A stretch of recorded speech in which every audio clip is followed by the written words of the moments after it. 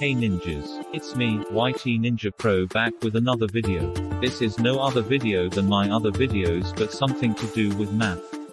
Hope you enjoy, and let's get into the video. As you may see above me my dear ninjas, it is a histogram. I used an app called GeoGebra. Above me is the histogram for January 12, 2020. We can see that the histograms result that the earthquakes at this time will have a big and high altitude. Before we continue, have you subscribed? Make sure you do and press the like button. Let's get back to the video. Now,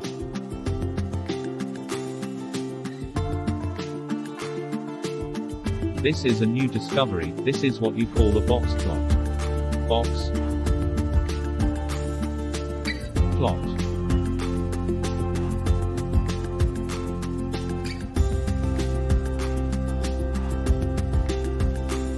Okay, now this box plot shows that the change of earthquakes that has been happening in the past few days last year.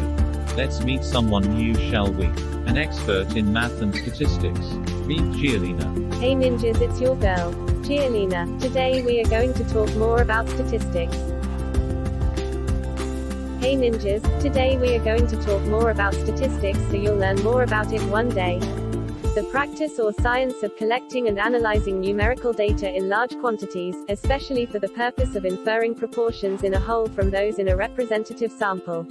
Now we know what statistics mean, we can now go back to Ninja to continue on with the video. Why do I feel so sad? Anyways, this is a scatter plot for my second part of the project statistics work. This scatter plot shows how many days since the eruption has exploded, and each earthquake counted in a day. We can see the results of this scatter plot, and if we put a regression line in this plot, we can see that the line will show us that it will be a negative cause, it's going to be going downwards. Let us observe. Now let's explain more, shall we? Let's take a look at the report here, shall we? According to the data I've taken, January 12, 2020 was nothing unusual in my opinion. But for some of us it is. Now let me tell you why. Mother Nature does all of these unexpected things that we do not expect as humans.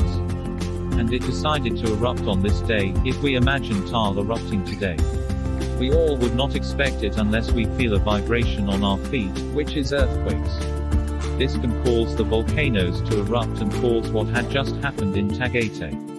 According to my calculations above, the magnitude of each earthquake is different, which means that the chance of a volcanic eruption can be low or high. For example, the magnitude of January 12, 2020 is 2.99.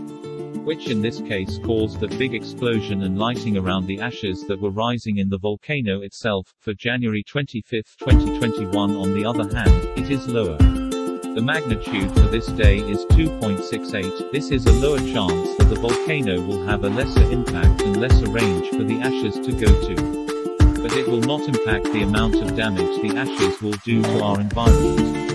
We all know that it also impacted our lives and the amount of people who were affected by Tal and the area they lived in. But the main question is, how did this exactly affect our lives and our work? How will the results be when we compare each other's works and data we collected for different dates?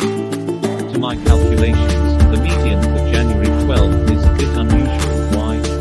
For the median I have to choose 2.9 or 3.0. Why is this? I do not know exactly, so I chose 2.9, but my median says 3. So I start with the regular answer GeoGebra gave me, which is 3. For January 25, 2021 my median is 2.7, which means that the data is only 0.3 different. Getting an accurate answer for these two dates is gonna be difficult, and how will we get the average and accurate data? There's a new person I want you to meet. She is also my fellow friend, or shall I say, not gonna say it lol. Fine, meet my girl. Barbara is my new girlfriend. Just met her 5 days ago. Thanks, well, mate. here she is. Hey guys, my name is Barbara, and like he said, I'm her girlfriend. We've met 5 days ago and we somehow liked each other. I know it's awkward, but you know it's okay. Anyways, we are going to talk more about his second part of the statistics work. Let us see, shall we?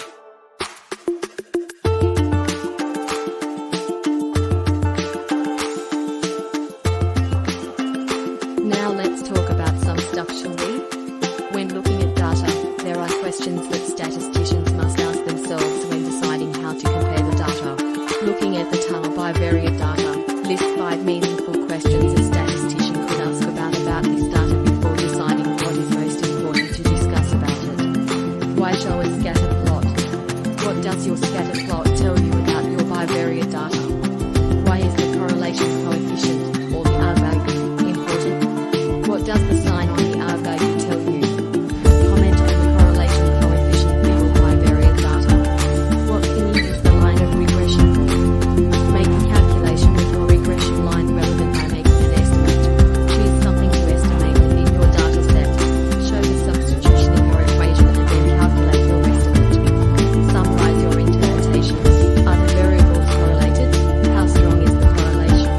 What factors should we consider when deciding how accurate our analysis is? Do we have enough data to make conclusions? Is the quality of our data good? Etc. Here are my answers to him and some questions.